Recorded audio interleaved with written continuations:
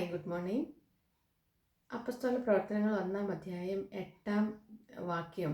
നമ്മൾ ഒത്തിരിയേറെ തവണ ഈ വചനം നമ്മൾ വായിച്ചു പോയിട്ടുള്ളതാണ്. നമ്മൾ വായിക്കുമ്പോഴൊക്കെ നമുക്ക് തോന്നിയിട്ടുണ്ടോ ഇത് എന്നോടുള്ളതല്ല, ഇത് അന്ന് ഈശോ ശിഷ്യന്മാർക്ക് വേണ്ടി പറഞ്ഞിട്ടുള്ള വചനമല്ലേ എന്നുള്ളതായിരുന്നു നമ്മുടെ മനസ്സിലൂടെ എല്ലാം പോകുന്നത്.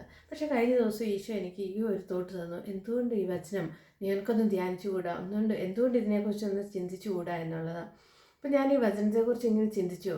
അപ്പം വചനം ഇപ്രകാരമാണ്: എന്നാൽ പരിശുദ്ധാത്മാവ് നിങ്ങളിൽ വന്നു കഴിയുമ്പോൾ നിങ്ങൾ ശക്തി പ്രാപിക്കും, ജെറുസലേമിലും യൂദയ മുഴുവനിലും സമരിയായിലും ലോകത്തിൻ്റെ അതിർത്തികൾ വരെയും നിങ്ങൾ എനിക്ക് സാക്ഷികളായി തീരുമെന്ന്.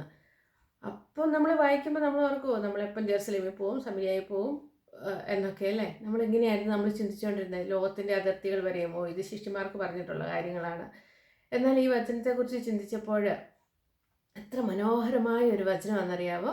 നമ്മൾ പന്തക്കോസ്താ ദിനം നമ്മൾ ആചരിക്കാൻ പോവുകയാണ്. പന്തക്കോസ്താ ദിനത്തിന് വേണ്ടി നമ്മൾ ഒരുങ്ങിക്കൊണ്ടിരിക്കുകയാണ്. തീർച്ചയായിട്ടും നമ്മളെല്ലാവരും പരിശുദ്ധാത്മാവിനെ റിസീവ് ചെയ്യാനായിട്ട് നമ്മൾ റെഡിയാകണം. നമ്മുടെ മനസ്സും ശരീരവും എല്ലാം അതിനുവേണ്ടി നമ്മൾ പരിശുദ്ധാത്മാവിന് വേണ്ടിയിട്ട് ഈ ദിവസങ്ങളിലൂടെയൊക്കെ നമ്മൾ പരിശുദ്ധാത്മാവിന് വേണ്ടി പ്രത്യേകം പ്രാർത്ഥിച്ചുകൊണ്ടിരിക്കണം. നമ്മുടെ ഉള്ളിൽ നമ്മുടെ അടുത്ത് തന്നെയുണ്ട് ജെറുസലേമുണ്ട്, സമരിയ ഉണ്ട്, യൂദയ ഉണ്ട്, എല്ലാം നമ്മുടെ അടുത്ത് തന്നെയുണ്ട്. നമ്മുടെ ആ കംഫോർട്ട് സോണിൽ നിന്ന് മാറി നമ്മൾ എന്നും ചെയ്യുന്ന ഒരു പ്രവൃത്തികളുണ്ടായിരിക്കാം. ആ എന്നും ചെയ്യുന്ന പ്രവൃത്തികൾ എന്ന് പറഞ്ഞാൽ നമ്മൾ പള്ളി പോയി പ്രാർത്ഥിച്ചു വരുന്നു, നമുക്കുള്ള കാര്യങ്ങൾ, പിന്നെ നമ്മുടേതായ ദിനചര്യയിലോട്ട് നമ്മൾ കടക്കുന്നു. അല്ലെങ്കിൽ ദിവസം ഇരുന്ന് പ്രാർത്ഥിക്കുന്നവരായിരിക്കാം, അല്ലെങ്കിൽ കുറച്ച് മധ്യസ്ഥ പ്രാർത്ഥന ചെല്ലുന്നവരായിരിക്കാം. അങ്ങനെ പല രീതികളിലായിരിക്കും നമ്മുടെ ദിനചര്യകൾ. പക്ഷേ ആ ഒരു സോണിൽ നിന്ന്, ആ ഒരു കംഫോർട്ട് സോണിൽ നിന്ന് മാറി നമ്മൾ ഒരു എക്സ്ട്രാ ഓർഡിനറി ആയിട്ട് നമ്മൾ ചെയ്യുവാണ് എങ്കിൽ അവിടെയാണ് നമ്മൾ യൂദയായും സമരിയായും ജെറുസലേമും എല്ലാം നമ്മൾ കാണുന്നത്. ഒന്നെങ്കിൽ നമ്മളെ വേദനിപ്പിച്ചവരെ ആയിരിക്കാം, നമ്മളോട് വെറുപ്പുള്ളവരെ ആയിരിക്കാം, അല്ലെങ്കിൽ നമ്മുടെ അയൽവക്കത്ത് പലവിധ വേദനകളെ കഷ്ടപ്പെടുന്നവരായിരിക്കാം, നടക്കാൻ പറ്റാത്തവരായിരിക്കാം.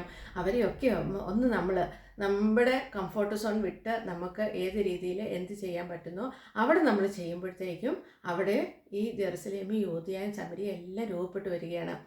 അപ്പം പിന്നെ നമ്മൾ ചിന്തിക്കേണ്ടത് ലോകത്തിൻ്റെ അതിർത്തികൾ വരെ നിങ്ങൾ എനിക്ക് സാക്ഷികളായിരിക്കും. ഈ ലോകത്തിൻ്റെ അതിർത്തികൾ നിശ്ചയിക്കുന്നത് ആരാ?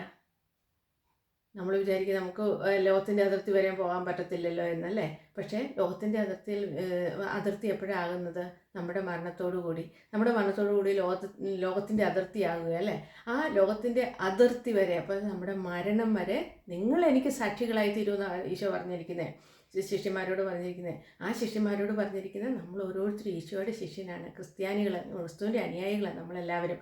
അപ്പം നമ്മളെല്ലാവരും ലോകത്തിൻ്റെ അതിർത്തികൾ വരെ, നമ്മുടെ മരണം വരെ നമ്മൾ സാക്ഷികളായിത്തീരും. ഈ ഒരു വചനം എത്ര എക്സ്പ്ലെയിൻ ചെയ്താലും ഉണ്ടല്ലോ അത് തീരത്തില്ല ഈ ഒരു വചനം. അപ്പോൾ അതിനെക്കുറിച്ച് നമ്മൾ ധ്യാനിക്കുമ്പോൾ ഒത്തിരി ബ്യൂട്ടിഫുള്ളായിട്ട് നമുക്ക് ധ്യാനിക്കാനും നമുക്ക് അതിനെ പങ്കുവെക്കുവാനും ഒക്കെ ആയിട്ട് നമുക്ക് സാധിക്കും.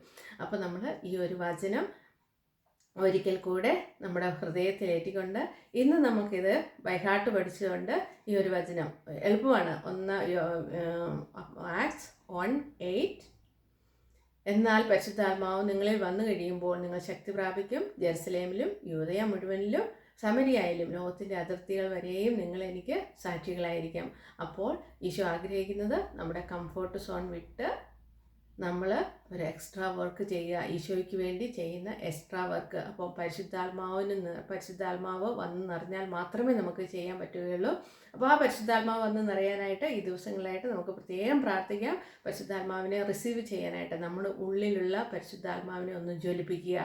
ആ പരിശുദ്ധാത്മാവിനെ ജ്വലിപ്പിച്ചുകൊണ്ട് എത്രമാത്രം സ്നേഹം ഈശോയ്ക്ക് വേണ്ടി പങ്കിടാവോ അത്രമാത്രം സ്നേഹം ആ എക്സ്ട്രാ ഓർഡിനറി വർക്ക് നമുക്ക് ചെയ്യാനായിട്ട് സാധിക്കണം എന്ന് ഹൃദയം ഒരുങ്ങി നമുക്ക് പ്രാർത്ഥിക്കാം. ഈശോയ്ക്ക് വേണ്ടി നമുക്ക് സാക്ഷികളായി തീരുക.